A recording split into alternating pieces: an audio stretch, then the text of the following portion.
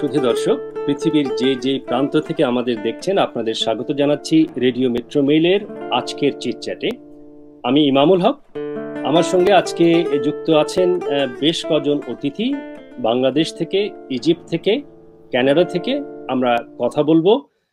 আমরা চেষ্টা করব আজকে যে বিষয়টি আমাদের, সেটি হচ্ছে নিঃসন্দেহে প্রতিবারের মতো আমরা একটি নির্দিষ্ট বিষয় নিয়ে কথা বলি, সঙ্গে কিছু গান, কবিতা, আবৃত্তি থাকে। আজকেও তাই থাকবে। আজকের যে বিষয়টি, সেখানে আমরা কথা বলতে চাই রিটায়ারমেন্ট হোমস নিয়ে। আমাদের দেশে যেটিকে আমরা অনেকে বৃদ্ধাশ্রম বলি, কিংবা আবাসন বলি, কিংবা অনেকে বৃদ্ধদের জন্য বিশেষ ব্যবস্থার কথাও উল্লেখ করেন এই প্রসঙ্গে। এবং আমাদের এই কোভিড-19 এই সিচুয়েশনের কারণে আমাদের বয়োজ্যেষ্ঠ যারা আছেন, আমাদের বাবা মারা যারা আছেন, তারা কেমন আছেন এই বিষয়টি আজকে দেখবার চেষ্টা করব আমরা। আজ প্রথমে আপনাদের সঙ্গে আমাদের অতিথিদের পরিচয় করিয়ে দেই। আমাদের সঙ্গে যুক্ত আছেন ইজিপ্ট থেকে, কায়রো থেকে সৈয়দ আজিজ, একজন আবৃত্তি শিল্পী। আমাদের সঙ্গে যুক্ত আছেন দিলীপ ঘোষ, কানাডা থেকে। তিনি রিটায়ারমেন্ট হোমে কাজ করছেন, দীর্ঘদিন থেকে বয়োজ্যেষ্ঠদের নিয়ে কাজ করছেন। আমাদের সঙ্গে যুক্ত আছেন মনীষ রফিক, কানাডা থেকে। তিনিও রিটায়ারমেন্ট হোমসে কাজ করেন, বয়োজ্যেষ্ঠদের নিয়ে দীর্ঘদিন ধরে কাজ করছেন। আমাদের সঙ্গে আছেন পীযূষ বড়ুয়া, একজন সঙ্গীত শিল্পী। আপনারা অনেকেই তাকে চেনেন। এবং আমরা আশা করছি আমাদের সঙ্গে আরো দুজন যুক্ত হবেন। একজন হচ্ছেন একজন বয়োজ্যেষ্ঠ, আমাদের একজন মুরব্বী, তিনি নূরজাহান বেগম। তিনিও আমাদের যে কোনো সময় আমাদের সঙ্গে যুক্ত হবেন। আর বাংলাদেশ থেকে একজন বয়োজ্যেষ্ঠদের নিয়ে কাজ করেন, একজন বিশিষ্ট ভদ্রলোক হাসান আলী। তিনিও আমাদের সঙ্গে হয়তো অনুষ্ঠানে কোনো এক পর্যায়ে যুক্ত হবেন। আপনাদের সবাইকে স্বাগত জানিয়ে আমরা অনুষ্ঠান শুরু করতে চাই। কেমন আছেন সবাই আপনারা? সবাই খুব ভালো আছি। ধন্যবাদ, ধন্যবাদ। আমি যদি প্রথমেই একটু আসতে চাই মনীষ রফিক আপনার কাছে, যে আপনারা বয়োজ্যেষ্ঠদের যে রিটায়ারমেন্ট হোম সেখানে কাজ করছেন। প্রথম হচ্ছে, আমাদের বয়োজ্যেষ্ঠরা এই সময় কেন ভালনারেবল, এবং আপনার কাজের অভিজ্ঞতার মধ্য দিয়ে যদি আপনি বলেন এই রিটায়ারমেন্ট হোমগুলো কিভাবে কাজ করে। মনীষ রফিক। ধন্যবাদ কৃষ্ণ ভাই, ধন্যবাদ। আমি আসলে এই আমার কানাডায় যে বয়োজ্যেষ্ঠদের যে ব্যবস্থা, সেখানে রিটায়ারমেন্ট হোম এবং লং টার্ম কেয়ার হোম বা অ্যাডাল্ট প্রোগ্রাম একটু পার্থক্য আছে। আমি কাজ করি লং টার্ম কেয়ার হোমে। মূলত লং টার্ম কেয়ার হোমে তারাই কাজ করে যাদের কগনিটিভ ইম্পেয়ারমেন্ট অনেক বেশি এবং যারা বেশি ডিপেন্ডেন্ট। রিটায়ারমেন্ট হোমে যারা কিছুটা ইন্ডিপেন্ডেন্ট তারা থাকে। আমি এক্সটেনিকা রুজ ভ্যালি নামে একটি লং টার্ম হোমে কাজ করি, এটা স্কারবরোতে। এবং কানাডায় আপনি জানেন যে অন্টারিওতে প্রায় 626টি লং টার্ম কেয়ার হোম আছে, এবং যেখানে প্রায় 78,000 বেড আছে। তবে এই কোভিড-19 পরে আমার কাজের অভিজ্ঞতা বা লং টার্ম কেয়ার হোমে সেই বৃদ্ধদের অভিজ্ঞতা সম্পূর্ণ পাল্টে গেছে। প্রথম বিষয় হলো যে প্রায় 1.5 মাস ধরে তাদের কোনো আত্মীয় স্বজন তাদের কাছে আর আসতে পারে না, মানে বাইরের ভিজিটররা সম্পূর্ণ এখন নিষিদ্ধ। শুধু আমরা যারা কাজ করি তারা যাই, এবং আমরা যখন কাজ করি তখন আমরা যেটা পিপিই বলে এটা আমরা মেনটেন করি।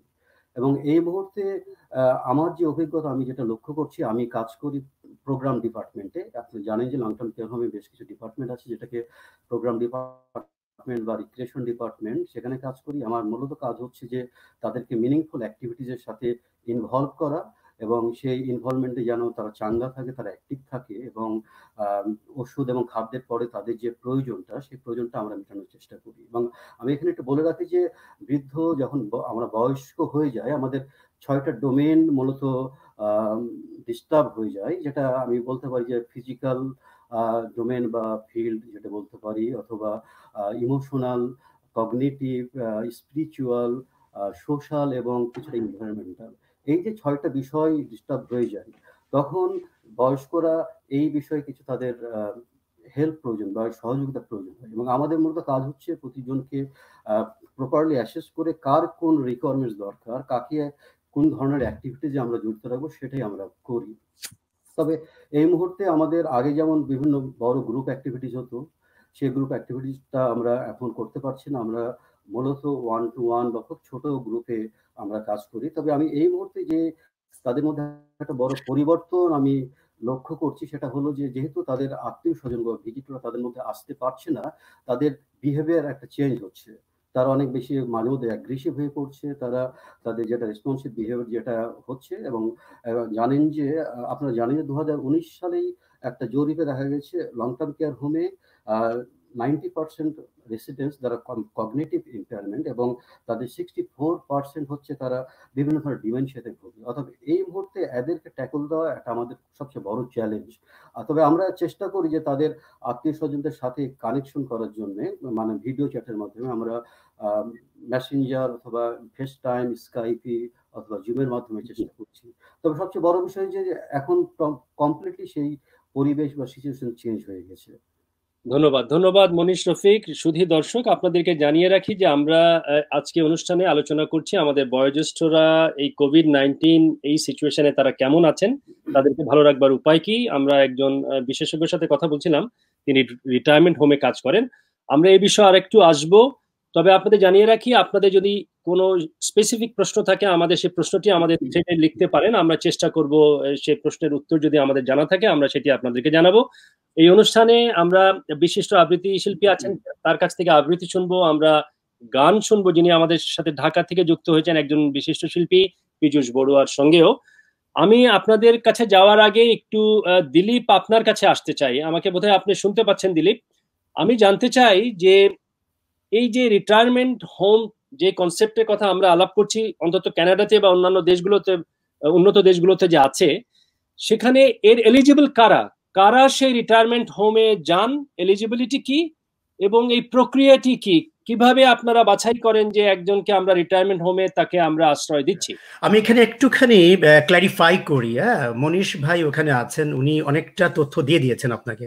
আমি জাস্ট এখানকার যে অ্যাডমিনিস্ট্রেটিভ যে স্ট্রাকচার যেটা আছে, যে এখানে 3টা লেয়ার কাজ করছে। একটা হচ্ছে রিটায়ারমেন্ট হোম, একটা হচ্ছে লং টার্ম কেয়ার হোম, একটা হচ্ছে অ্যাডাল্ট ডে প্রোগ্রাম।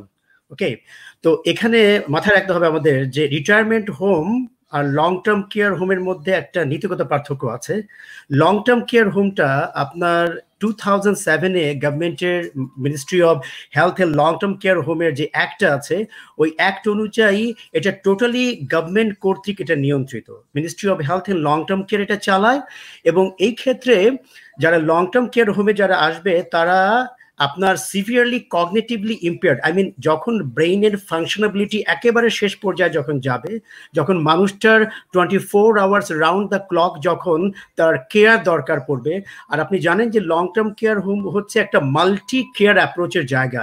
এখানে শুধু নার্স আর ডক্টরই কাজ করে না, টোটাল একটা কেয়ার টিম কাজ করে, যার মধ্যে থাকে ডক্টর থাকে, নার্স থাকবে, ফিজিওথেরাপিস্ট থাকবে, অকুপেশনাল থেরাপিস্ট থাকবে, হাউসকিপার থাকবে, মেনটেনেন্স থাকবে, পিএসডব্লিউ থাকবে, আর রেক্রিয়েশন অ্যাসিস্ট্যান্ট আর রেক্রিয়েশন থেরাপিস্ট থাকবে। তো এটা হচ্ছে টোটাল একটা টিম, একটা মাল্টি ডিসিপ্লিনারি অ্যাপ্রোচ। আমাদের মূল ফোকাস হচ্ছে to improve there quality of life, যারা তাদের যাতে একটা বেটার লাইফ, যারা ডিগনিটিটা যারা পায়, যারা কখনো ইনসিকিউর ফিল না করে, যাকে কখনো মনে না হয় যে আমি অবহেলিত হয়ে যাচ্ছি। এটা হচ্ছে লং টার্ম কেয়ার হোম। এখানে প্রত্যেকটা কর্মীকে মিনিস্ট্রির কাছে জবাবদিহি করতে হয়। এখানে আমাদের সফটওয়্যার আছে, প্রতিটা মুহূর্তে আমাদের রিপোর্ট রাইটিং একটা পয়েন্ট ক্লিক কেয়ার একটা সফটওয়্যার আছে, যেখানে আমরা প্রোগ্রেস করি। আর রিটায়ারমেন্ট হোমের কনসেপ্টটা হচ্ছে, এটা হচ্ছে টোটালি হচ্ছে হাই ফাংশনিং জায়গা, ইন্ডিপেন্ডেন্ট। এখানে গভর্নমেন্টের তেমন বাধ্যবাধকতা নাই, আপনি টাকা দিবেন, আপনি থাকবেন, ঠিক আছে?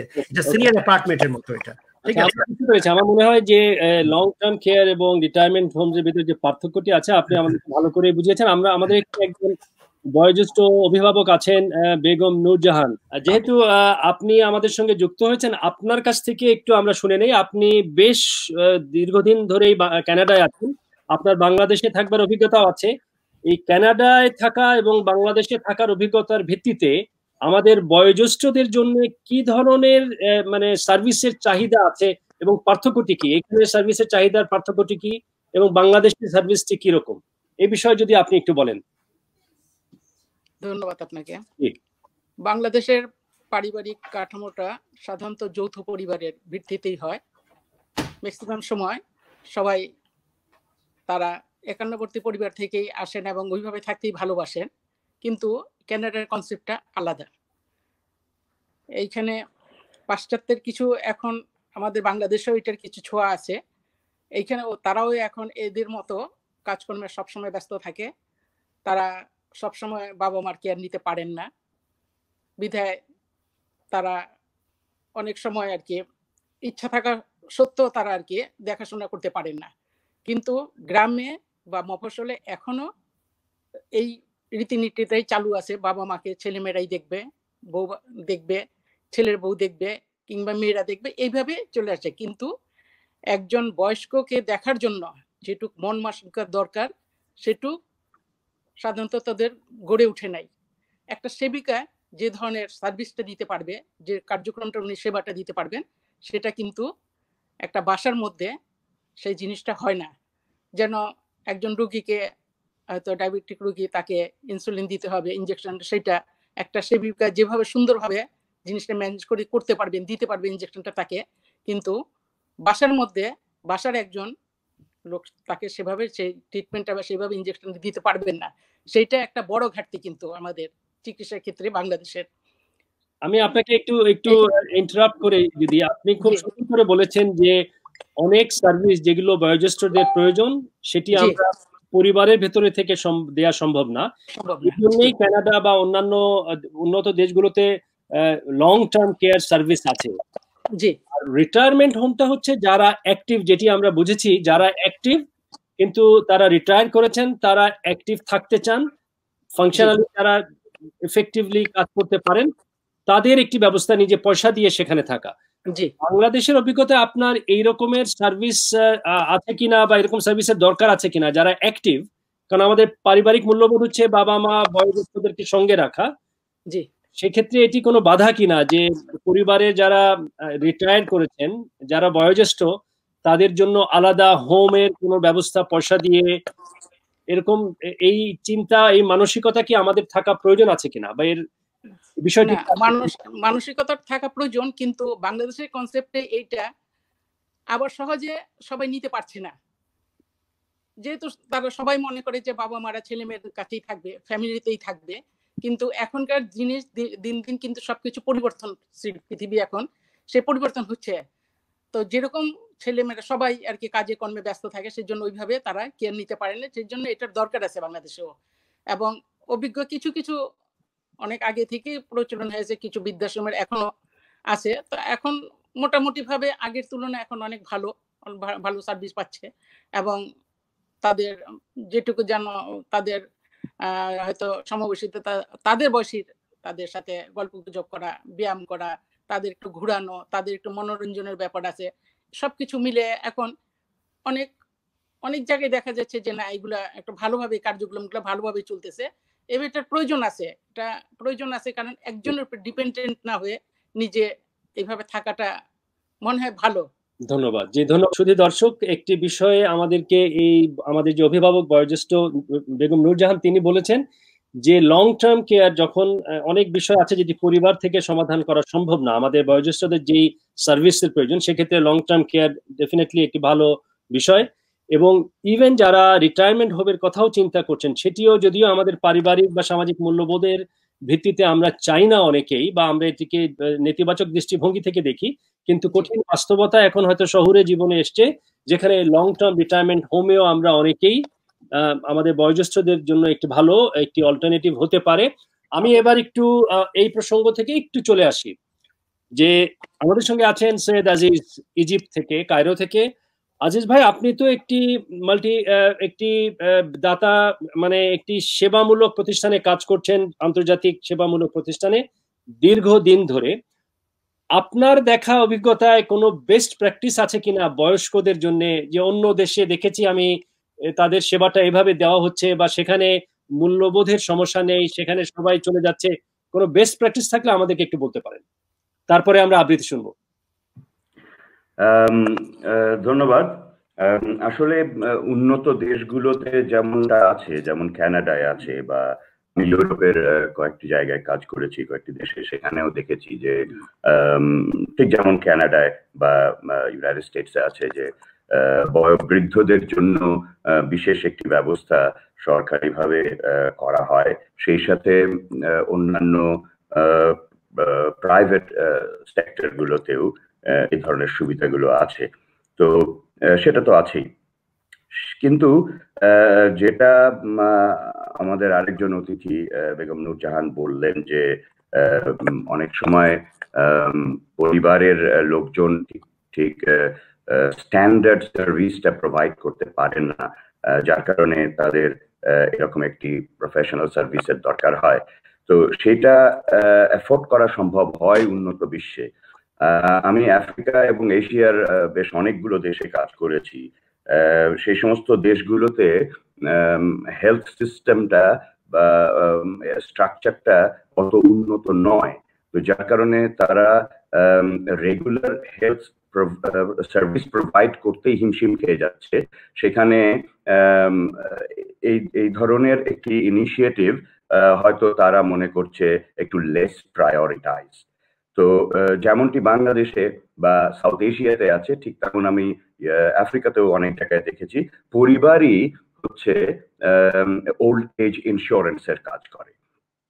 যৌথ পরিবার অথবা এক্সটেন্ডেড ফ্যামিলি, তারা যখন কেউ বয়োবৃদ্ধ হয়ে যান তখন তাদেরকে সাহায্য করবার জন্য এক ধরনের সোশ্যাল সাপোর্ট সিস্টেম তৈরি করে ফেলে সমাজ অটোমেটিক্যালি। এটা হয়তো যুগ যুগ ধরে হচ্ছে, বাংলাদেশে তো আছেই, উপমহাদেশে এটা বহুদিন ধরেই আছে। আমাদের তো একটা সোশ্যাল নর্মস আছে যে ছেলে মেয়েদেরকে বা বিশেষ করে ছেলেকে বাবা মাদের সেবা করতে হবে, তাদেরকে বয়োবৃদ্ধ অবস্থায় তাদের দেখাশোনা করতে হবে। বাংলাদেশ সম্ভবত সম্প্রতি একটি আইনও পাশ করেছেন যেখানে বাবা মার প্রতি সন্তানের কর্তব্য নিশ্চিত করবার জন্য একটি আইন পাশ করেছেন। তো সেটা অত্যন্ত প্রশংসনীয় বলে আমার কাছে মনে হয়েছে। তো সিস্টেমটা এরকম, সরি আমি থামতে, আচ্ছা সিস্টেম, আমি যেমন ইরিত্রিয়া, ইথিওপিয়া বা ইউগান্ডার কথা আমি বলি, যে সেখানে দেখেছি যে কোনো একটি বাড়িতে যখন দাদা দাদি বা বাবা মা বৃদ্ধ হয়ে গেছেন, তাদেরকে তাদের প্রয়োজনীয় যেমন ধরুন পুষ্টিকর খাবার বা মেডিসিনস, এগুলো হয়তো সেই নিউক্লিয়াস ফ্যামিলিটা জোগাড় করতে পারছেন না। তখন তার যে এক্সটেন্ডেড ফ্যামিলি, তারা কিন্তু এটা দায়িত্ব বোধ করে, মানে একটা দায়িত্ব তাদের পড়ে যায় সামাজিকভাবে, এবং তারা এটা দেওয়ার চেষ্টা করে। এটা একটা খুব চমৎকার একটা সামাজিক সিস্টেম আমি এই দেশগুলোতে দেখেছি। এটা কাউকে বলে দিতে হয় না। আবার কেউ যদি অসুস্থ হয়ে পড়েন, তাকে হাসপাতালে নেওয়া বা তাকে তার সেবা করা, এটা পাড়া প্রতিবেশীরাই পালা করে করেন। কেউ যদি মারা যান, তখন তাদের মানে ওই নিউক্লিয়াস ফ্যামিলির 1 টাকাও খরচ হয় না। এটা ওই পাড়ার দায়িত্ব সেই অন্ত্যেষ্টিক্রিয়া বা তার যে যা যা করার দরকার সেগুলো করার, এবং তারা সেই টাকা উঠিয়ে সেগুলো করেন। তো এই যে সিস্টেমটা বিশেষ করে হর্ন অফ আফ্রিকার কতগুলো দেশে তৈরি আছে, আমি অন্যান্য দেশগুলোতে এরকমটা দেখিনি। তো এটা মনে হয় এটা একটা বিরাট সোশ্যাল কোপিং মেকানিজম, যে ক্ষেত্রে বয়োবৃদ্ধদেরকে সাহায্য করবার মতন যে হেলথ ইনফ্রাস্ট্রাকচার না থাকার কারণে, অথবা এটা হয়তো যুগ যুগ ধরে চলে আসছে, যার কারণে অথরিটি চিন্তা করছেন যে ঠিক আছে, এই সেক্টরটাকে হয়তো একটু পরে দৃষ্টি দিলেও চলবে, কারণ এটা চলছে, ভালোই চলছে। তো এইরকম এক ধরনের প্র্যাকটিস আমি দেখেছি। ধন্যবাদ। জি, ধন্যবাদ আজিজ ভাই। একটি বিষয় হচ্ছে যে আমাদের মতন স্বল্প উন্নত বা অনুন্নত বা উন্নয়নশীল দেশের জন্য এই যে সোশ্যাল ক্যাপিটালের কথাই আপনি মূলত বলেছেন, সেখানে সোশ্যাল একটি সিস্টেম আছে, যে সিস্টেমের মধ্য দিয়ে বয়োজ্যেষ্ঠরা একটু ভালো থাকবার তাদের সুযোগ আছে। সুতরাং এটি অত্যন্ত গুরুত্বপূর্ণ নিঃসন্দেহে। বাট তারপরেও আমরা অনেক সময় বলছি যে কঠিন জীবনের বাস্তবতায় অনেক সময় হয়তো এটি একটি অপশন আমাদের জন্য।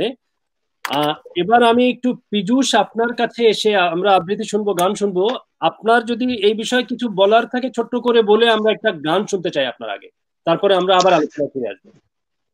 ধন্যবাদ ইমাম ভাই, আমি কিসলু ভাই বলেই ডাকি আপনাকে, এবং ধন্যবাদ সবাইকে যারা রয়েছেন ওখানটায়। বৈশাখ এসেছে, যদিও ওভাবে আনন্দ এবং উৎসাহ বয়ে আনেনি, তারপরেও সবাইকে নতুন বছরের শুভেচ্ছা। যে প্রসঙ্গে কথা হচ্ছে যে বৃদ্ধাশ্রম বা এই বৃদ্ধ মাতা পিতাকে নিয়ে, তাদের আশ্রয় নিয়ে, এই ব্যাপারটা আমার কাছে খুব হৃদয় বিদারক মনে হয়। এ কারণেই যে আমি আজকে যে আমার এই অস্তিত্ব, একে যদি আমি বিশ্লেষণ করি তবে শুরুতে আসে আমার মা এবং বাবা, এবং এই অসহায় আমাকে সে প্রথম দিন থেকে হাঁটার উপযুক্ত করেছেন যিনি, খাবার উপযুক্ত করেছেন যিনি, বিদ্যা বুদ্ধি আহরণ করবার জন্য আমাকে পরিচর্যা করেছেন যিনি, এক সময়ে আমি হাত পা বড় হওয়া মানুষটা সেই বাবা মাকে ঠেলে দিই বৃদ্ধাশ্রমে। তো এই জন্যই বোধহয় বলে গুরুজনেরা যে তুমি মানুষ হও। এই মানুষ হই না বলেই হয়তো আমাদের মাথায় এই বৃদ্ধাশ্রম ব্যাপারটা রয়েছে। তবে ক্ষেত্র বিশেষে যাদের কোনো সন্তান নেই, যেসব সন্তান অপারগ তাদের পিতামাতার দায়িত্ব নিতে, সেক্ষেত্রে বৃদ্ধাশ্রম আমি একেবারে সানন্দে গ্রহণ করতে রাজি আছি। কিন্তু টেলিভিশনে বা নিউজ পেপারে যেসব ঘটনা শুনি, বাংলাদেশের প্রেক্ষাপটেই সন্তানরা বিশ্বের বিভিন্ন ইউনিভার্সিটিতে প্রফেসরগিরি করছেন, ব্যবসা করছেন, আনন্দের দিন কাটাচ্ছেন, তাদের পিতামাতা বৃদ্ধাশ্রমে থাকবে, এটা কখনোই আমি গ্রহণ করতে পারি না। আচ্ছা, ধন্যবাদ। যাই হোক, ধন্যবাদ পীযূষ। আমার মনে হয় এটি আপনার একটি দৃষ্টিভঙ্গি, এবং নিঃসন্দেহে এরকম দৃষ্টিভঙ্গি আমাদের অনেকেরই আছে। আমরা চাইও না আমাদের বাবা মারা আমাদের ছেড়ে থাকুক। সেই বিষয়ে আমরা আবার পরে আসি। আপনার একটি গান শুনে নেই এবার। শুরুতে আমি বৈশাখকে আহ্বান করি, আমরা সবাই মিলে একটু গুনগুন করি, ঠিক আছে? আচ্ছা, সবাইকে চান আপনি? হ্যাঁ হ্যাঁ, আপনারাও একটু গুনগুন করেন আমার সাথে।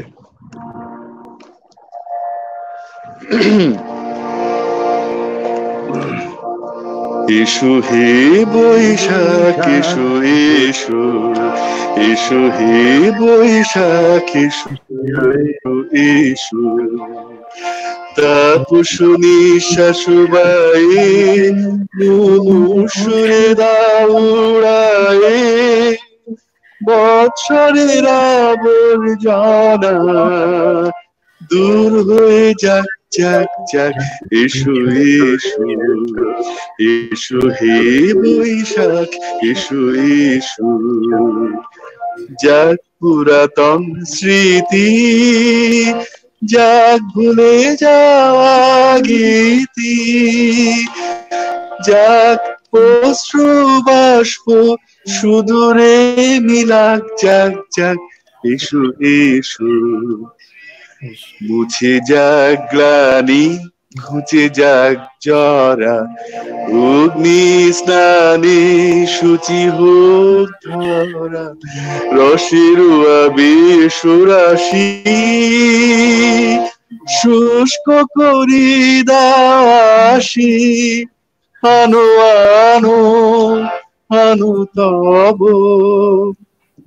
প্রলয়ের শাখ, আনো আনো আনো তব প্রলয়ের শাখ, মায়ার কুচ্ছটি জাল যাক দূরে যাক যাক যাক।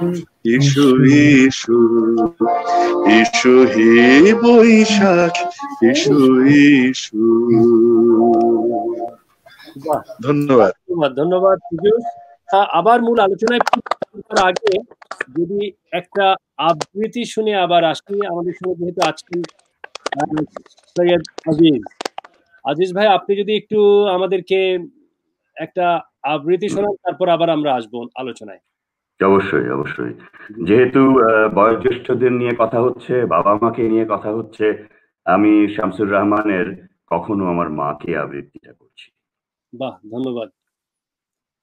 কখনো আমার মাকে কোনো গান গাইতে শুনিনি, সেই কবে শিশু রাতে ঘুম পাড়ানিয়া গান গেয়ে আমাকে কখনো ঘুম পাড়াতেন কিনা আজ মনেই পড়ে। যখন শরীরে তার বসন্তের সম্ভার আসেনি, যখন ছিলেন তিনি ঝড়ে আম কুড়িয়ে বেড়ানো বয়সের কাছাকাছি, হয়তো তখনও কোনো গান লটিয়ে ওঠেনি নীড়ে নীড়ে, দুপুরে সন্ধ্যায় আছে গুরুজনদের গান। এবং স্বামীর সংসারে এসেও মা আমার সারাক্ষণ ছিলেন নিশ্চুপ, বড় বড় বেশি নেপথ্যচারী। যতদূর জানা আছে, টকপাকি খেয়াল তাকে করেনি দখল কোনোদিন। মাছ কোটা কিংবা হলুদ বাটার ফাঁকে, অথবা বিকেল বেলা নিকিয়ে উঠোন, ধুয়ে মুছে বাসন কোসন, সেলাইয়ের কলে ঝুঁকে আলনায় ঝুলিয়ে কাপড়, ছেঁড়া শার্টে রিফু কর্মে মেতে আমাকে খেলার মাঠে পাঠিয়ে আদরে অবসরে চুল বাঁধবার ছলে কোনো গান গেয়েছেন কিনা। এত কাল কাছাকাছি আছি, তবু জানতে পারিনি যেন তিনি সব গান দুঃখ জাগানিয়া কোনো কাঠের সিন্ধুকে রেখেছেন বন্ধ করে আজীবন। এখন তাদের গ্রন্থিল শরীর থেকে কালে ভদ্রে সুর নয়, শুধু ন্যাপথলিনের তীব্র ঘ্রাণ ভেসে আসে। ধন্যবাদ। ধন্যবাদ, ধন্যবাদ আজিজ ভাই। আমরা আবার একটু আলোচনায় এসে আবার আমরা গানে আসবো। আমাদের সঙ্গে যেহেতু আছেন বেগম নূরজাহান, আপনার কাছে আবার আসি। যেহেতু আপনার বাংলাদেশ এবং কানাডা দুই দেশের অভিজ্ঞতাই আছে, দুই দেশের সাংস্কৃতিক বা পারিবারিক মূল্যবোধ সম্পর্কেও আপনার একটু জানা আছে। এই যে আমরা বাংলাদেশে আমাদের একটি মূল্যবোধ যেটি মাঝে মাঝে আমাদেরকে পেছনে টানে, সেটি হলো যে আমরা আমাদের বাবা মাকে পরিবারের বাইরে অন্য কোনো সেবা পেতে দিতে চাই না। আমরা মনে করি এটি আমাদের দায়িত্ব, আমাদের বাবা মা ভালো থাকুক খারাপ থাকুক পরিবারের ভেতরেই থাকবে। এই পরিবারের ভেতরে বাবা মারা বা বয়োজ্যেষ্ঠরা থাকলে কি ধরনের সংকটের মুখোমুখি হন তারা বাংলাদেশের দৃষ্টিভঙ্গি থেকে? ধন্যবাদ আপনাকে। জি, বাংলাদেশের দৃষ্টিকোণে আগে বহু পূর্বে জয়েন্ট ফ্যামিলি সবাই ছিল, একান্নবর্তী ফ্যামিলিতে সবাই ছিল, কিন্তু এখন আস্তে আস্তে সবকিছু পরিবর্তন হচ্ছে। পরিবর্তনের এই কারণ এখন ছেলেমেয়েরা যার যার মতন চলে। তারা কেউ চাকরি করে, কারো বউ চাকরি করতেছে, কারো হাজবেন্ড চাকরি করতেছে, ছেলেমেয়েরা বড় হচ্ছে, যার যার কনসেপ্ট আলাদা। তারা ওইভাবে সময়টা দিতে পারেন না, এবং দেখা যায় হয়তো মেয়ে যেতটুকু করবে ছেলে বউ হয়তো ততটুকু করবে না, আবার ছেলে যতটুকু করবে কিংবা মেয়েরা হয়তো ততটুকু করতে পারবে না। এই সব কিছু মিলেই একটা পরিবেশটা একটু অন্যরকম হয়ে যায় আর কি। তখন বাধ্য হয় যে বাবা মা একটু চিন্তাধারা থাকে তাদেরকে আলাদা করে দেওয়ার, কিংবা তার ছেলেমেয়েরা চায় সবসময়ের জন্য বাবা মাকে তার কাছে রাখার জন্য, কিন্তু পারিপার্শ্বিক কারণে অনেক সময় বাধ্য হয় তারা বাবা মাকে আলাদাভাবে এই পর্যায়ে নিয়ে যাওয়ার জন্য। কিংবা এটা তো বলতেও খারাপ লাগে যে বাবা মা তো ছেলে মেয়ের কাছে অনেক আপন, কিন্তু সেই বাবা মাকে একদিন অনেক দূরে কর্মক্ষেত্রে অনেক দূরে নিজেদের স্বার্থের কারণে হয়তো ছেলেমেয়েরা দূর হয়ে যায়, কিংবা বাবা মাদের হয়তো অতটা যতটুকু করা দরকার ততটুকু ছেলেমেয়েরা করতে পারে না। ধন্যবাদ, ধন্যবাদ সুধী দর্শক এবং আমাদের যারা অতিথি আছেন আপনাদেরকে একটু বলি। একটি হচ্ছে যে আমরা প্রত্যেকে চাই, বাবা মারা চান সন্তানের তারা মঙ্গল কামনা করেন, সন্তানরাও তাদের বাবা মার মঙ্গল কামনা করেন নিঃসন্দেহে, এটি নিয়ে কোনো সন্দেহ নেই। বাবা মাকে ভালো রাখবার জন্য যদি একটি বিকল্প হিসেবে যদি আমরা চিন্তা করি, এটি হলেও হতে পারে। আমরা চাই আমাদের বাবা মারা ভালো থাকুক, সেটি আমাদের পরিবারের ভেতরে হোক কিংবা আমাদের পরিবারের বাইরে হোক। সুতরাং ভালো থাকবার জন্য, তাদেরকে ভালো রাখবার জন্য যদি তাদেরকে কোনো বাইরের সেবা নিতে হয়, নিঃসন্দেহে সেটি খারাপ কিছু নয়। এবার একটু আমরা আসি যে দুজন অতিথি যারা আছেন, যারা আপনারা লং টার্ম নিয়ে কাজ করছেন, তাদের কাছে একটু আসি। আমাদেরকে একটু ধারণা দেবেন যে যেই দেশে আপনারা কাজ করছেন সেই দেশে খরচের বিষয়টি কি? একটি রিটায়ারমেন্ট হোম আছে, আমি ধরলাম আমি আজকে রিটায়ারমেন্টের পরে সেখানে যেতে চাইলে খরচটি কি বা কি কি স্পেসিফিক সেবা সেখানে দেওয়া হচ্ছে? আপনাদের যে কেউ শুরু করতে পারেন, দিলীপ অথবা মনীষ। এখানে একটা বিষয় আমি একটু চমৎকার একটা কোশ্চেন করেছেন আপনারা, যে বিষয়টা বোঝার ব্যাপার আছে যে রিটায়ারমেন্ট হোম, আমি প্রথমে বলেছি যে এটা হচ্ছে আফটার রিটায়ারমেন্টের পরে যারা মোটামুটি ইন্ডিপেন্ডেন্ট, যারা ADL, activity of daily living, যারা নিজে চলতে পারে, নিজের খাবারটা খেতে পারে, পোশাকটা পরতে পারে, টয়লেট করতে পারে, সবকিছু, তারা যখন রিটায়ারমেন্টে যখন যায় সে জানে যে আমাকে সেলফ ফাইন্যান্সে আমাকে টাকা দেবো, টাকার বিনিময়ে আমাকে সেবা দেবে। এখানে গভর্নমেন্টের ওই রকম কোনো ফান্ডিং এখানে নেই। গভর্নমেন্ট একটা আইন করেছে, জাস্ট যদি কোনো রকমের অবহেলা বা ওই রকম কোনো যদি বড় রকমের অবহেলা হয় তখন হয়তো বা গভর্নমেন্ট ওখানে ইন্টারফেয়ার করে, ministry of health and long term care home, otherwise এখানে কোনো গভর্নমেন্টের ইয়ে নেই। তো এই জায়গায় হচ্ছে এটা ডিপেন্ড করে যে ওই ফ্যাসিলিটির স্ট্যান্ডার্ড কি রকম, এখানে ভ্যারি করবে যে কোন জায়গায় আপনি যাচ্ছেন। এখানে আমি কতগুলো কোম্পানি আছে, আমি নাম বলে দিচ্ছি, যারা এই রিটায়ারমেন্ট হোমগুলোর অপারেটর, খুব জায়েন্ট অ্যাক্রস নর্থ আমেরিকা। একটা হচ্ছে এক্সটেন্ডিং কেয়ার, রিভেরা, চার্টওয়েল, দেন সিয়েনা, তারপরে ডাইভার্সি কেয়ার। তো এই বড় বড় কোম্পানিগুলোর রিটায়ারমেন্ট হোম আছে, এরা হচ্ছে সবই হচ্ছে প্রফিট মেকিং অর্গানাইজেশন। এখানে দুটো ফিলোসফি আছে, বুঝতে হবে যে এখানে গভর্নমেন্টের সেটআপে দুটো ফিলোসফি কাজ করছে। একটা হচ্ছে প্রফিট মেকিং অর্গানাইজেশন, একটা হচ্ছে not for profit making organization. তো আমি যে রিটায়ারমেন্টের কথাগুলো সবকিছুই হচ্ছে প্রফিট মেকিং এর ভিতরে পড়ে যায় ম্যাক্সিমাম। এখানে যারা আছে বড় বড় কর্পোরেট, এরাই চালাচ্ছে। তো এই জায়গায় এদের আবার কোয়ালিটি অফ সার্ভিস অনুযায়ী তাদের এই আপনার পেমেন্টটাও ভ্যারি করে। আপনি যদি খুব লাক্সারিয়াসলি অনেক ভালো স্ট্যান্ডার্ড রুম চান, সবকিছু ফ্যাসিলিটিস আপনি একই বিল্ডিং এর মধ্যে পেতে চান, তাহলে ওখানে আপনাকে ম্যাক্সিমাম $5,000, $6,000, $8,000 দিতে হবে। $9,000 আছে, এটার কোনো নিয়ন্ত্রণ নেই। যত দিবেন তত ভালো, আপনি আরো বেশি সেবা পাবেন। ধন্যবাদ। আমি একটু জানতে চাই, আমি এরপরে মনীষ আপনার কাছে আসবো, যে আমি $5,000 দিলাম, ধরলাম, আমি পরে আসবো স্পেসিফিক কত খরচ হতে পারে, সেবাগুলো আমি কি কি পাচ্ছি আমাকে সংক্ষেপে আমাদেরকে বলেন। সেবাগুলো হচ্ছে যে এখানে আপনি থাকার জায়গাটা, রুমটা পাবেন, এটা সিনিয়র অ্যাপার্টমেন্টের মতোই, এটা আপনি আপনার মতো করে থাকবেন এখানে। আর এখানে এখন লেটেস্ট যেটা কনসেপ্ট আমি কতগুলো দেখেছি, যেখানে ওরা খাবারটাও প্রোভাইড করে। আপনি তো 5,000-এ যদি দেন তাহলে ওরা মিল খাবারটা এবং ওখানে ট্রিটমেন্টটাও অ্যাড করে দেয় ওরা। আপনি যে আপনার যদি কোনো ওষুধ লাগে, আপনার যদি কোনো পার্সোনাল কেয়ার লাগে, আপনার 3 বেলা খাবার, এগুলো সবকিছু একই প্যাকেজের ভেতরে থাকবে। আবার যদি কিছু কিছু সেটআপ আছে যে আপনি $2,000 দিলেন, $2,500 দিলেন, তখন ওখানে ওরা বলে দেয় যে থাকার জায়গাটা ঠিক আছে, খাবার দাবার সব আপনার, লন্ড্রিটা আপনার, আপনি কিভাবে করবেন আপনি জানেন, আপনি কিভাবে করবেন। তারপরে ট্রিটমেন্টে যে ওষুধ কিনবেন, ওষুধটাও হচ্ছে আপনার, হ্যাঁ, আপনার ডাক্তার দেখাবেন, ওটা হচ্ছে আপনার। তো এইভাবে করে এগুলা ভাগ করা আছে, এটার ভেতরে আসলে এটা সবই বিজনেস মাইন্ডেড। হ্যাঁ, তো এগুলো ওইভাবে করে এখানে ব্যবসাটা চলছে, একটা বিরাট একটা ব্যবসা এখানে, এটা একটা ব্যবসা। ধন্যবাদ দিলীপ। আমরা যদি একটু রফিক আপনার কাছে আসি, যে ন্যূনতম কত হলে, কারণ আমাদের যে আমরা ফার্স্ট জেনারেশন কেনেডিয়ান, এখানে আমাদের কিন্তু এখন সময় অনেকে চলে এসছে, রিটায়ারমেন্ট হোমের কথা চিন্তা করলেও তারা করতে পারেন, এখানকার বাস্তবতা তাই যদি হয় ন্যূনতম কত কি খরচে একজন রিটায়ারমেন্ট হোমের কথা চিন্তা করতে পারেন, সে বিষয়ে যদি আপনি বলেন, এবং কি সার্ভিসটা তিনি পাবেন সেখানে। আমি যেটা লং টার্ম কেয়ার হোমে কাজ করি, আমি জাস্ট লং টার্ম কেয়ার হোমের একটা চিত্র দিতে পারি। যে দিলীপ দা যেটা বললেন যে এটা ভ্যারি করে, কিন্তু লং টার্ম কেয়ার হোম যেহেতু মূলত গাইডেড বাই সরকার, ফান্ডেড বাই সরকার, কিন্তু আমাদের আরেকটা মনে রাখতে হবে যে 2019-এর একটা স্ট্যাটিস্টিক্সে আমরা দেখছি যে শুধু অন্টারিওতে যে 626টি লং টার্ম কেয়ার হোম আছে, এর মধ্যে 58% হচ্ছে প্রাইভেট, 24% হচ্ছে নন প্রফিট, এবং 16% হচ্ছে গভর্নড বাই দ্য মিউনিসিপ্যালিটি। এটা হচ্ছে বিষয়। এবং এখানে আরেকটা বিষয় যে কানাডায় অন্টারিওর যে হেলথ মিনিস্ট্রি, তার নাম কিন্তু দীর্ঘদিন ছিল ministry of health and long term care, যেটা গত বছর 2019-এ এই মিনিস্ট্রিটা স্প্লিটেড হয়ে দুটো মিনিস্ট্রি হয়েছে, মিনিস্ট্রি অফ হেলথ অ্যান্ড আরেকটা ministry of long term care. কারণ তারা কানাডা ভাবছে যেভাবে বয়োজ্যেষ্ঠরা বাড়ছে, এখানে স্পেশাল অ্যাটেনশন দরকার।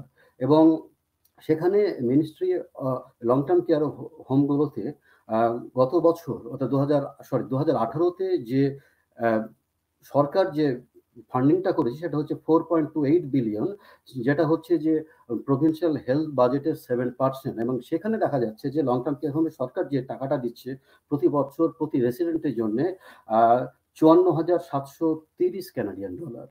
এটা হলো সরকার যে সাপোর্টটা দিচ্ছে। তবে আমি দুই জায়গায় কাজ করতাম, এখন এক জায়গায় কাজ করি, সেখানে আমি দেখেছি যে সবচেয়ে মিনিমাম যে খরচটা সেটা পড়ছে প্রায় 2400 টাকার মতো, 2400 টাকা, মানে 2400 কানাডিয়ান ডলারের মতো, মানে লেটেস্ট আপনি 2200-2300 কানাডিয়ান ডলার উপরে যেটা যেতে পারে।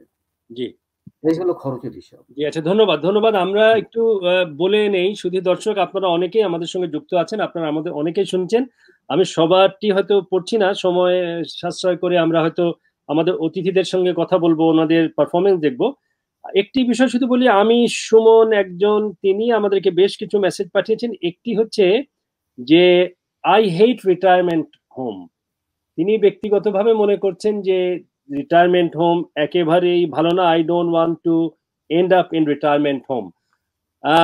এই মানসিকতা বা এই দৃষ্টিভঙ্গি আমাদের অনেকেরই আছে। বিশেষ করে আমরা এই কোভিড-19 সময় রিটায়ারমেন্ট হোমের যেই দুর্দশা দেখেছি, আনফর্চুনেটলি ইভেন ইন কানাডায় বা অন্যান্য জায়গায়, আমাদের বয়োজ্যেষ্ঠরা ভালনারেবল ছিলেন এবং সেখানে তারা কোভিড-19 আক্রান্ত হয়েছেন, অনেকে মারা গেছেন, অনেকে ভুগছেন। সেই সব প্রেক্ষাপট নিয়েও হয়তো তিনি চিন্তা করছেন, কিন্তু আমাদের কঠিন বাস্তবতা হয়তো হতেই পারে যে আমাদের মানে আমাদের জীবনের একটি পর্যায়ে যে আমাদের হয়তো রিটায়ারমেন্ট হোমে যেতে হতে পারে। এটি একটি বিকল্প হিসেবে, যেতে না পারলে তো খুব ভালোই হয়। আপনাদেরকে অসংখ্য ধন্যবাদ যারা আমাদের সঙ্গে আছেন, যারা দেখছেন, যারা আমাদেরকে বিভিন্ন প্রশ্ন পাঠিয়েছেন। আপনাদের বিশেষ প্রশ্ন থাকলে আমরা অবশ্যই সেই প্রশ্নের উত্তর দেওয়ার চেষ্টা করব। আপনারা অনেকে ধন্যবাদ জানিয়েছেন। এবার আমি একটু আসি, যেহেতু আজিজ ভাই আপনার আরেকটি কবিতা যদি আপনি আমাদেরকে একটু শোনান, সেই কবিতা শুনে আমরা আবার পীযূষের কাছে আসবো। আমি কিন্তু আর ওই বাবা মাকে নিয়ে কবিতা আর খুঁজে পাইনি। অসুবিধা নেই। সুতরাং আমি আহসান হাবিবের এইভাবে 36 বছর এই কবিতাটা পড়ছি।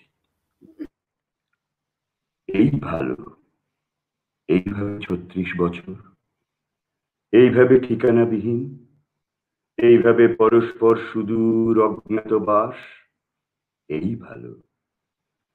এভাবেই পাওয়া যায় কাঙ্ক্ষিত যাপন, আর অমরত্ব পাওয়া যায়, মৃত্যুকে এড়িয়ে থাকা যায়। এইভাবে সুদূর অজ্ঞাতবাসে প্রচন্ড খরায় খুব ক্লান্ত হতে হতে অনায়াস তোমার বেণীতে ক্লান্ত হাত রেখে বলতে পারি, কি সুন্দর। তুমিও তখন বলতে পারো, খুলে দিলে আরো বেশি ভালো লাগবে, ছুঁয়ে দেখো না। অথবা ক্লাস ক্লান্ত তোমার চিবুক থেকে একটি ছোট রূপালী ঘামের কুচি তুলে নিলে তর্জনী উঁচিয়ে তুমি বলতে পারো, হে বালক, দুষ্টুমি করো না। কোনো রাতে খুব ঘন বৃষ্টি হলে জানালায় একাকী দাঁড়িয়ে বাইরে চোখ মেলে দেখতে পাই কলেজ চত্বর ছেড়ে বেরোচ্ছ অস্থির পায়ে, দৃষ্টি এলোমেলো। বলি, এতক্ষণে কটা ক্লাস, কত কাল দাঁড়িয়ে রয়েছি। তুমি শাড়ির আঁচলে মুখ মুছে নিয়ে বলতে পারো, এই ভালো, আরো বেশি ক্লান্ত হও, ভালো লাগে অপেক্ষায় রাখা। তারপর ফুটপাত, জনারণ্য, ট্রাম, বাস, ট্যাক্সির গর্জন, কি নির্জন, নিরুদ্দেশ এবং উধাও হতে হতে দেখে যেতে পারি বুকের ওপর ন্যস্ত বই খাতা, বেণীর মোহন জাদু, 18 রঙ্গশ্রী, এবং তোমার চোখের পাতা জুড়ে বসন্ত, বাগান, বাসা, সরোবর চিত্রিত হরিণ। এই ভালো, এইভাবে 36 বছর। বাসা পেলে এতদিনে বয়স বেড়ে যেত, মেঘের বরণ চুল বেশ কিছু সাদা হতো, দুজনেই অসুস্থ হতে হতে মৃত্যুর কথাও খুব মনে পড়ে যেত। এই ভালো, এও ভালো, এইভাবে অজ্ঞাতবাসের খেলা, এইভাবে নীল আলোটি জ্বালিয়ে তুমি রয়ে গেছো 18-19 স্থির, আমি 24-25। এই ভালো। ধন্যবাদ। বাহ, ধন্যবাদ আজিজ ভাই, ধন্যবাদ। এবার আমি একটু পীযূষের কাছে আসতে চাই। আপনাকে আমি জিজ্ঞেস করতে চাই, গান গাওয়া শুরু করবেন আপনি এক্ষুনি, গানের একটু আগে যদি আমাদেরকে বলে নেন, যদি আপনার কোনো যৌথ পরিবারে বাবা মারা যেখানে আমাদের সঙ্গে আছেন, বাবা মাদের সুস্থ রাখার জন্য কোনো সিক্রেট আছে কিনা, কি করে আমরা মানসিকভাবে শারীরিকভাবে বাবা মাকে পরিবারের ভিতরে সুস্থ রাখতে পারি, এটা বলে আপনি আপনার পরিবেশনাটি দিতে পারেন। আচ্ছা, আপনি যেটা বলছেন যৌথ পরিবার, আমার বাবারা ছিলেন এক ভাই এক বোন, মারও এক ভাই এক বোন, কাজে সেরকম চাচা খালা ফুপু মামাদের মাঝে ওভাবে আমরা যৌথভাবে গড়ে উঠিনি পরিবারটি। তবে বাবা মা যতদিন ছিলেন আমরা একসাথে ছিলাম, এবং তারা আমরা যে যাই হই না কেন গার্জিয়ান বাবা মাই ছিলেন যতদিন ছিলেন। তাদের অনুমতি নিয়েই আমরা সব কাজ করতাম। এমনকি আপনি ভালো মতো জানেন, একটা ঘটনা আপনার সাথে আমি শেয়ার করি। আপনি তখন ডাকসুতে ছিলেন, আমরাও ছিলাম। বিভিন্ন হলে তখন নির্বাচনের জন্য অনুষ্ঠান হচ্ছে, খুব সম্ভব শামসুন্নাহর হলে একটা অনুষ্ঠান ছিল, এবং সেই অনুষ্ঠান শেষ হতে হতে রাত প্রায় 1টা-2টো বেজে যায়। আপনার মনে আছে কিনা আমি জানি না, আপনার বাড়িতে আমি আশ্রয় নিয়েছিলাম, কারণ বাবার ভয়ে আমি সেটা তার বাসায় ফিরিনি। আপনি আপনার ভাইয়ের একটি নতুন লুঙ্গি আমাকে দিয়েছিলেন সেই রাতের জন্যে। আমি এই ঘটনাটা এই জন্যই বললাম যে বিশ্ববিদ্যালয়ে একটা পড়া একটা ছেলে এত রাত হয়েছে বলে বাসায় ফিরবো এবং বাসায় বাবা বকা দেবে, সেই ভয়ে আমি সেই রাতে বাসায় ফিরিনি। তবে ফোন করে জানিয়েছি আমি কিসলু বাসায় আমি থাকছি। তো এই ঘটনায় বোঝা যায় যে বাবা মা আমার কাছে বা আমাদের পরিবারের অন্যান্য সদস্যদের কাছে কি ছিলেন। এবং আমরা যখন বড় হয়েছি, চাকরি বাকরি করছি, বাবা তো তখন অসুস্থ, বিছানায় পড়ে রয়েছেন, তখনও কিন্তু আসলে মূল ব্যাপারটা হচ্ছে বাবা মায়ের যে আত্মত্যাগ, সেটা যদি মনে থাকে, কেউ বাবা মায়ের সাথে কোনো খারাপ আচরণ করতে পারে না। আর কেউ যদি বাবা মাকে একেবারে প্রথম দিনের যে সম্মান এবং শেষ দিন পর্যন্ত সেই সম্মানের চোখে রাখে, বাবা মা কোনোদিন অন্তত মানসিকভাবে অসুস্থ হবে না।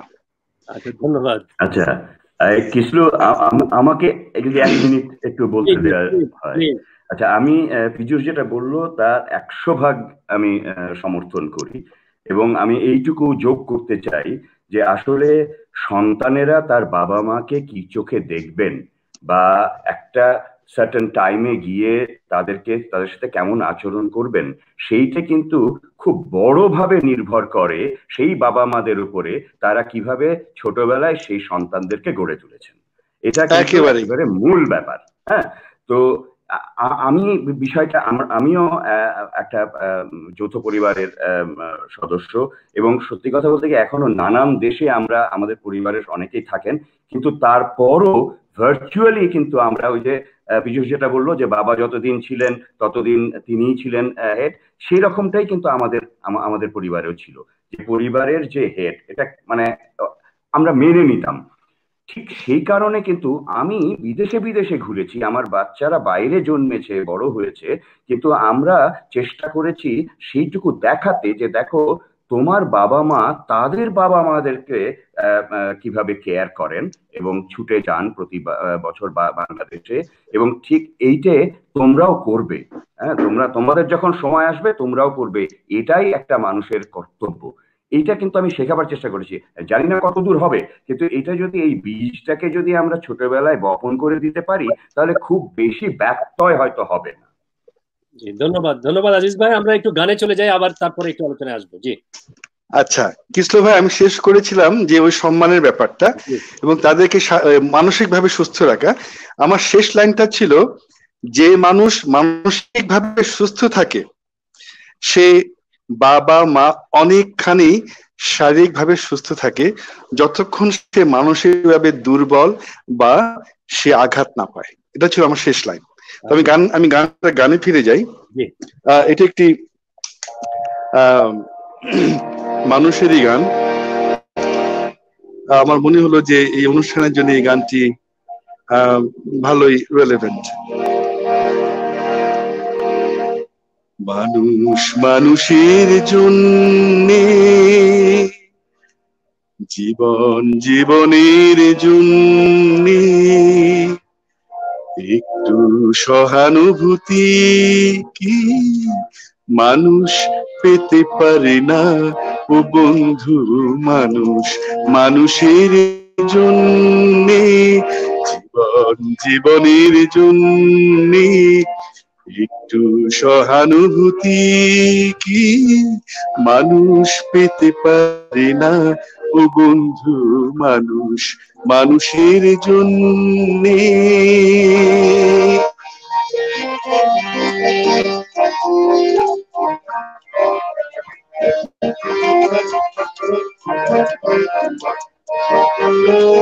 মানুষ মানুষকে পণ্য করে, মানুষ মানুষকে জীবিকা করে, মানুষ মানুষকে পণ্য করে, মানুষ মানুষকে জীবিকা করে।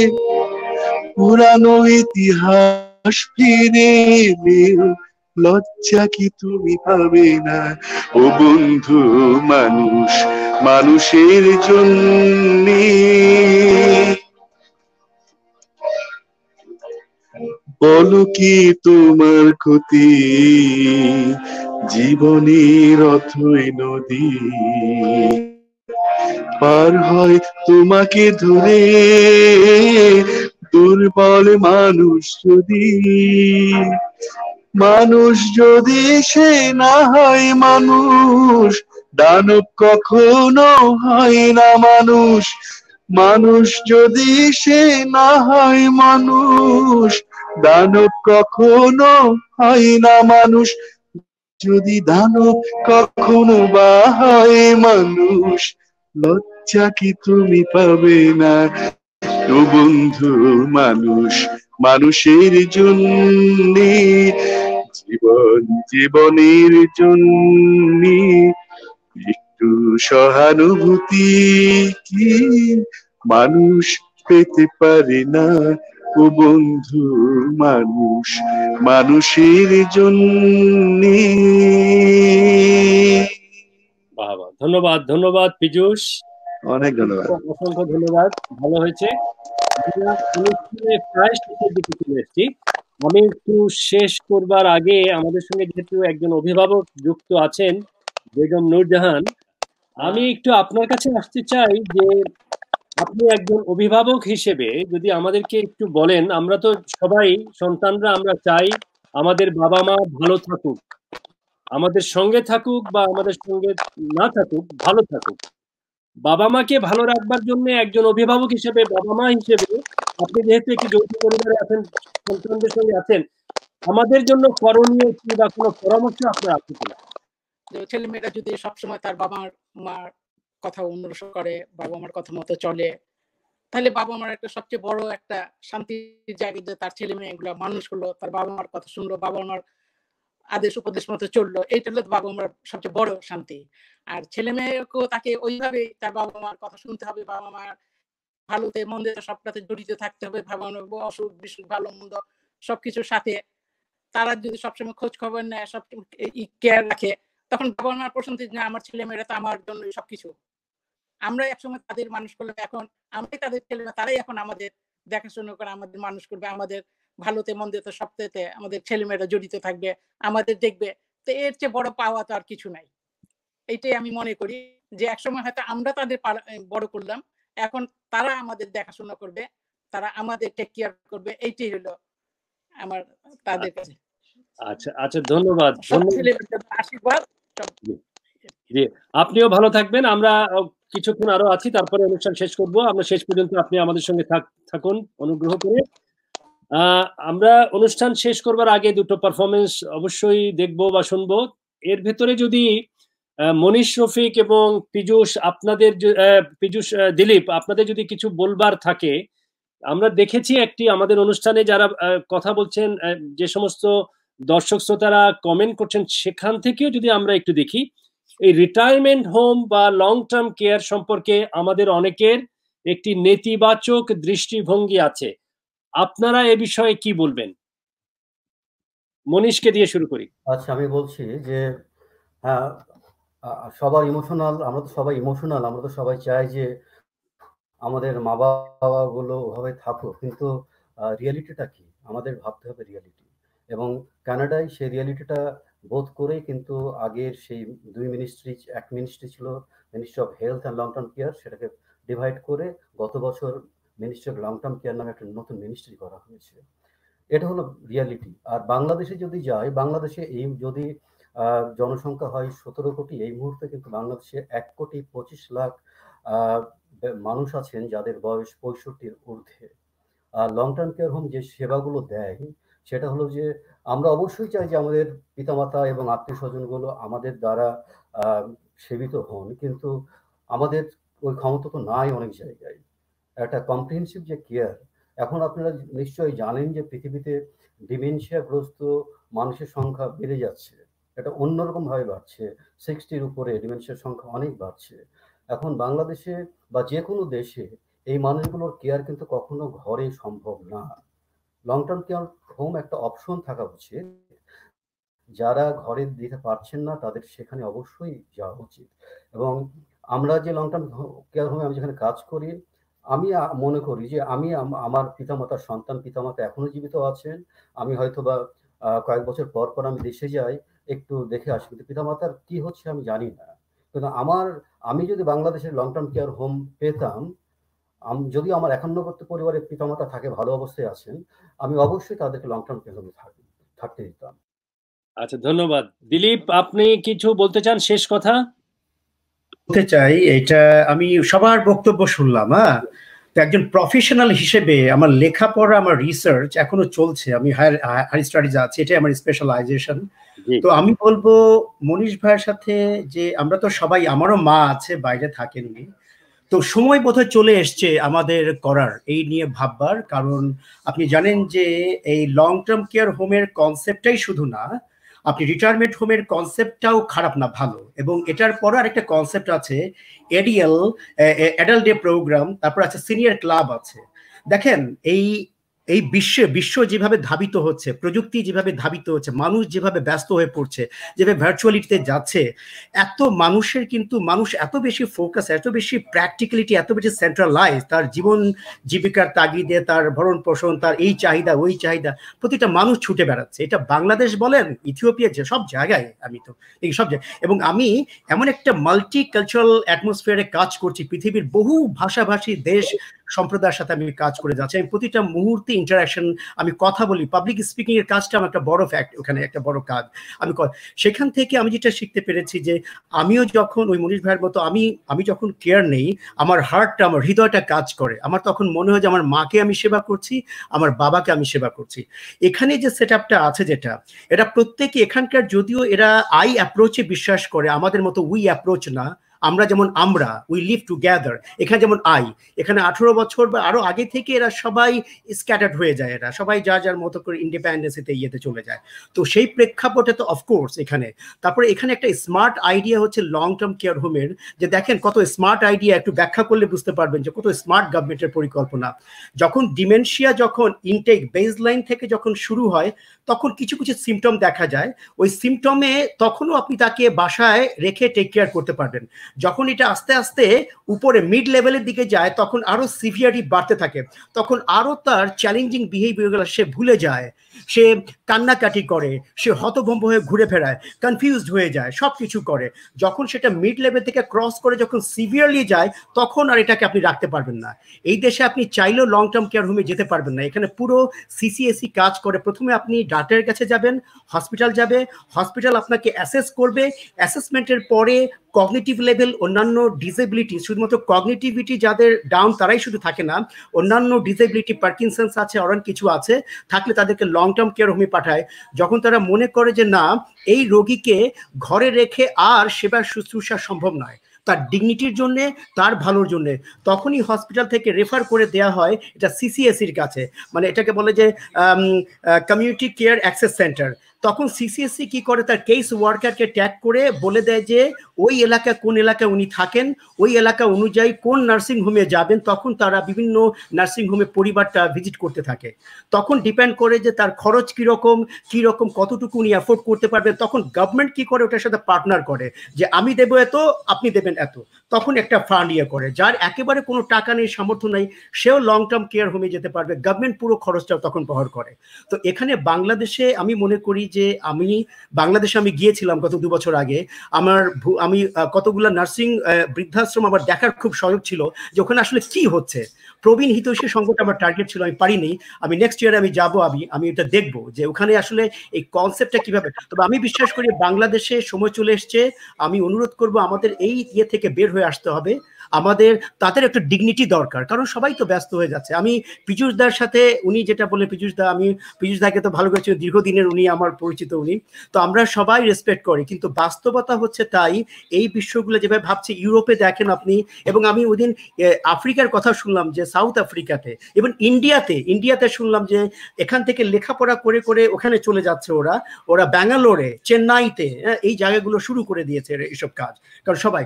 তো আমি মনে করি যে আমাদের সময় চলে এসছে, গভর্নমেন্ট যদি পৃষ্ঠপোষকতা করে, আমরা যারা দেশের বাইরে যারা আছি, এই কনসেপ্টে যারা কাজ করছি, আমরাও গভর্নমেন্টের ওই ইয়েতে আমরা রোল প্লে করতে পারি। আমরা দেশের জন্য কাজ করতে চাই। আমাদের এই জায়গাটা একেবারে উপেক্ষিত, বাংলাদেশে পুরোপুরি উপেক্ষিত। প্রচুর ওখানে আছে, কিন্তু আসলে ওখানে কি হচ্ছে বৃদ্ধা নামে আমরা কেউ জানি না। তো আমার মনে হয় যে আমরা কিছু অবদান রাখতে চাই। পার্সোনালি আমি কিছু কাজ করতে চাই। আমি প্ল্যাটফর্ম একটা চাচ্ছি, আমি নিজেও একটা প্ল্যাটফর্ম আমি গড়ে দিতে যাচ্ছি। এটাকে বলে যে গ্লোবাল সিনিয়র কেয়ার নেটওয়ার্ক। এটা আমার প্ল্যাটফর্ম, আমি ইন্টারন্যাশনালি একটা ফর্ম করার চেষ্টা করছি। আমি হয়তো ওদিকে মুভ করতে যাচ্ছি, এটাই আমার বল। আপনাকে অসংখ্য ধন্যবাদ দিলীপ। আমি স্ক্রিনে কিছু কমেন্টস দেখিয়েছি, আপনারা হয়তো বা দেখেছেন। আমাদের দৃষ্টিভঙ্গিটা বুঝবার জন্য অনেকে বলেছেন যে আমাদের লং টার্ম কেয়ার বা রিটায়ারমেন্ট হোম সম্পর্কে আমাদের দৃষ্টিভঙ্গির যে পরিবর্তন হচ্ছে, সেটি একটি আশাব্যঞ্জক দিক। কেউ কেউ আবার অবশ্য বলছেন যে কোনোভাবেই তারা রিটায়ারমেন্ট হোমকে সাপোর্ট করতে পারছেন না, যেটি মনীষ বলেছে আমাদের ইমোশনাল জায়গা থেকে। এনিওয়ে, কঠিন বাস্তবতায় আগামী দিনগুলোতে আমাদের জীবন ব্যবস্থা কেমন হবে সেটি হয়তো আগামী দিনের জন্যই আমরা রেখে দিলাম।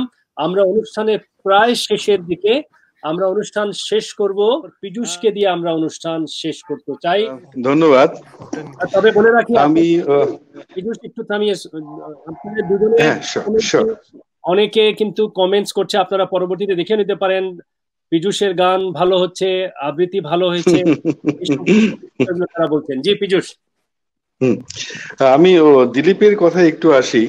এই বলছেন যে পৃথিবী এত ফাস্ট হয়ে গেছে, এত দ্রুত হয়ে গেছে, আমরা এত মডার্ন হয়ে গেছি, আমরা রকেট পাঠাচ্ছি কিন্তু এখনো হাত ধোয়া শিখিনি। এবং প্রকৃতি বলছে learn it, go slow, mankind you are moving too fast, look at you, look at your family. আমার মনে হয় আমরা এখন সেই স্টেজে রয়েছি, এবং এই পর্যায় থেকেই আমি আমার গানটি বেছে নিয়েছি। আমি গানটি গাই।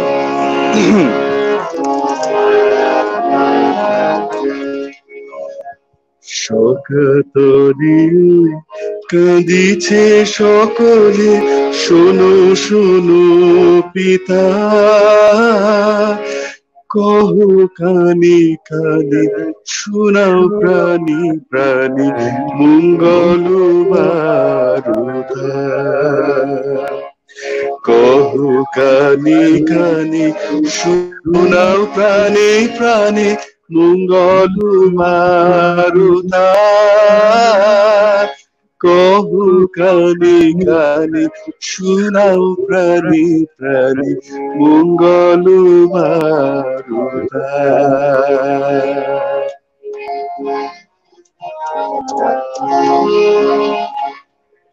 ক্ষুদ্র আশা নিয়ে রয়েছে বাঁচিয়ে সদাই ভাবনা, যা কিছু পায় হারাই যায়, না মানে সান্ত্বনা। যা কিছু পায় হারায়ে যায় না মানে সান্ত্বনা, যা কিছু পায় হারাই যায় না মানে সান্ত্বনা। সুখ আসে দিশে দিশে বেড়াই কাতরে,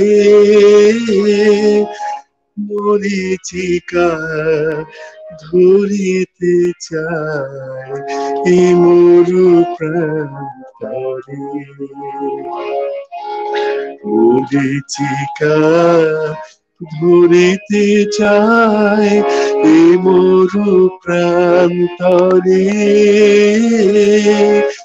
মরিচিকা ধরিতে চায় এই মরু প্রান্তরে। ফুরায় বেলা ফুরায় খেলা সন্ধ্যা হয়ে আসে, কাঁদে তখন আকুল মন কাঁপে তরাসে।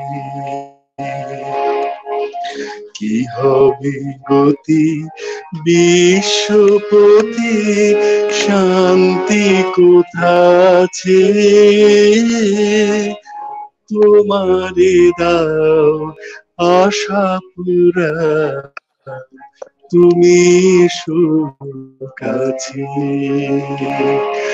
তোমারে দাও আশা পুরাও, তুমি সুখ আছে।